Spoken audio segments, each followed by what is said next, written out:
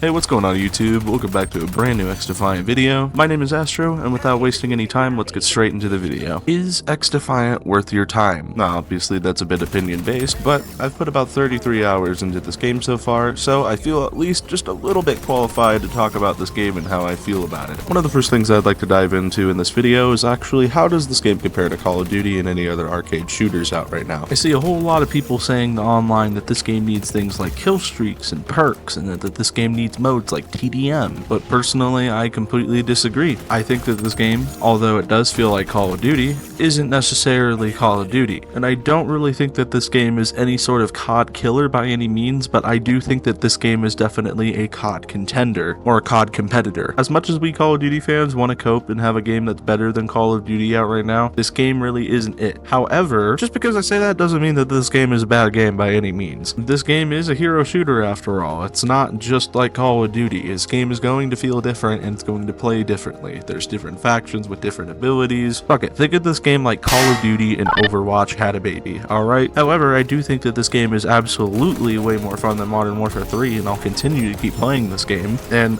I'm not really excited for Black Ops 6, so just saying, it's kind of a fucking like you're beating a dead horse here, guys, come on. But yes, as it stands right now, I think XDefiant is currently my new favorite shooter, and I'm probably just gonna stick to this game. XDefiant kind of scratches that itch in my brain right now that I don't think a lot of shooters can at the moment. A lot of people have been complaining about the movement, saying it's a little bit clunky, and that the game doesn't feel as smooth as Modern Warfare or the other previous titles, but honestly, I'm okay with that. If you take a liking to a more arcade old school styled system of movement where you can like b-hop around corners and do strafe jumps and all of that jazz, you'd probably like this game a lot more. And like I've been talking about, this game isn't perfect by any means. There are still some balancing issues. Snipers are one of the most overpowered guns in the entire game. With a TTK as slow as XDefiant's, having a one-shot sniper rifle from a long range, it just gives you a plain advantage, I'm sorry. Sniping in this game is very, very fun, don't get me wrong, they just need to nerf the snipers. Same goes for some of the faction abilities. Echelon I am pretty cool with, I like the invisibility cloak idea, however, the recon scan I'm not too big of a fan of. It's kind of like one of those things where it's really, really fun to use yourself, but if you have somebody else using it against you, it's like the most annoying thing ever. I really don't enjoy seeing wall hacks and aimbot being put into abilities in video games, although I do think that the abilities are at least a little bit balanced and they kind of make sense on how to counter them, so I'll give it a pass. A lot of the other faction abilities that are really, really annoying are just super easy to counter. Honestly, you can just use an EMP. That's pretty much like all I run on my glasses now. And if you're one of the types of people who hates being forced to play a certain way,